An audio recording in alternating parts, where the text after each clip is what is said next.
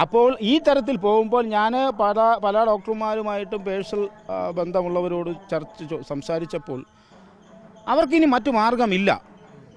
അവർ വരുന്ന March April മാസത്തോടു കൂടി സംസ്ഥാനത്ത് നിരവധി ഡോക്ടർമാർ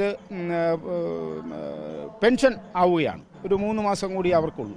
ആ 3 മാസം കഴിഞ്ഞാൽ അടുത്ത ഒരു വർഷത്തിനുള്ളിൽ വളരെ വലിയ ഒരു ശതമാനം ഡോക്ടർമാർ റിട്ടയർഡ് വീണ്ടും ആവുകയാണ്. അപ്പോൾ ഇപ്പോൾ 3 മാസം കൂടി കാലാവധി ഉള്ളവരും റിട്ടയർമെൻ്റ് ആകാൻ ഒരു വർഷം പോലും ഇല്ലാത്തവരും കൂടി ചേർന്നാൽ 150-150 ഡോക്ടർമാരുണ്ട്.